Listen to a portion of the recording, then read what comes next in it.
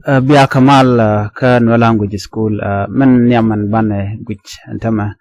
bane ngich ke kan bane togna seti wene kre bane yuali banten kon che jodien no tin kon dong de konang yam tinen kon gati kan a ni nying tok nat no bane ka chulin kalkale a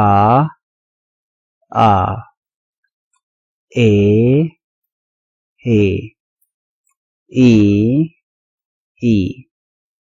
o u wa ya ba pa ma na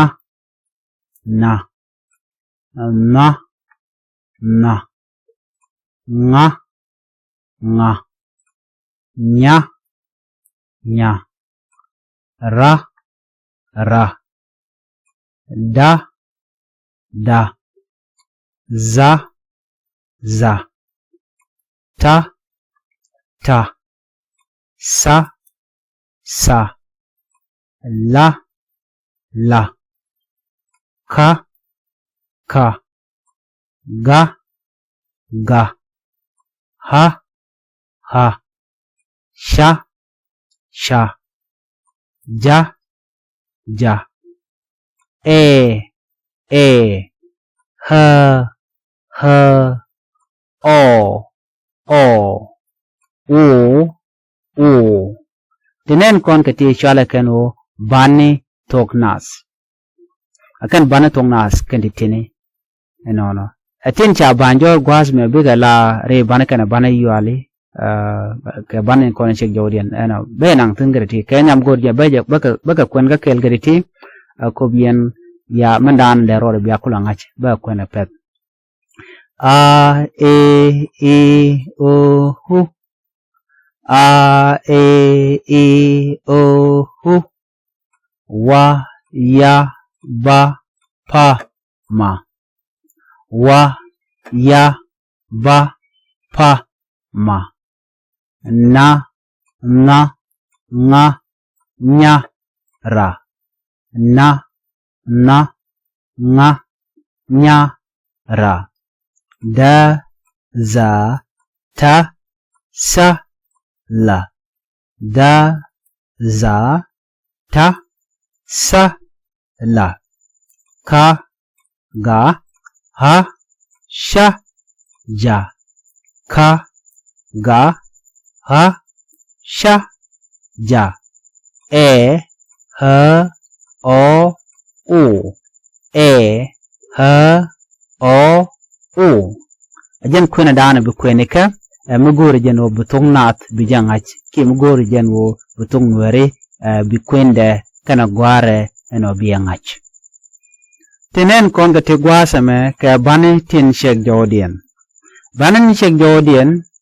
ka banten kon tin cha shol bani yuale ka cha ga shol no kan ikare bani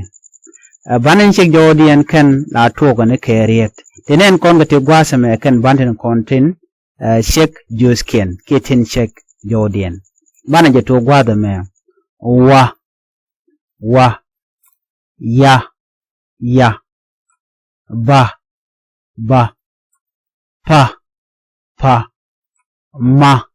na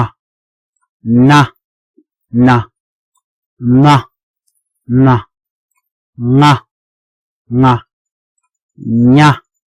nya ra da za ta sa la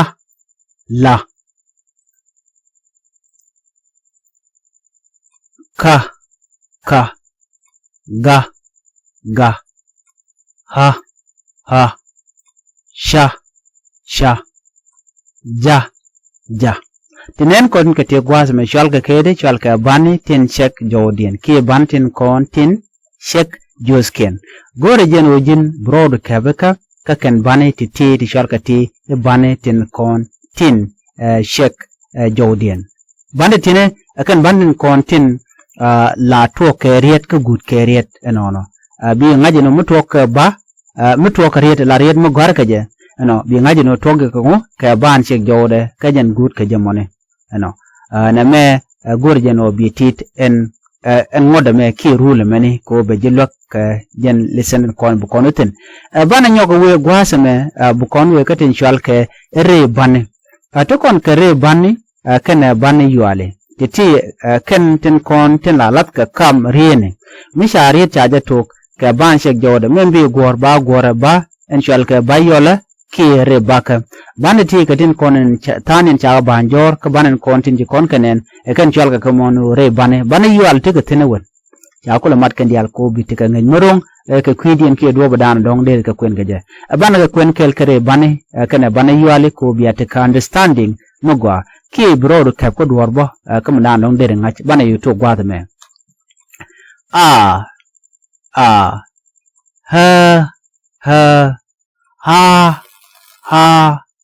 ho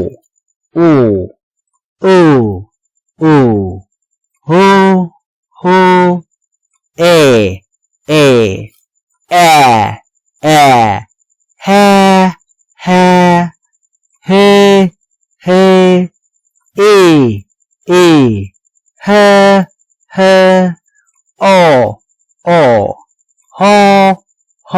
ho e he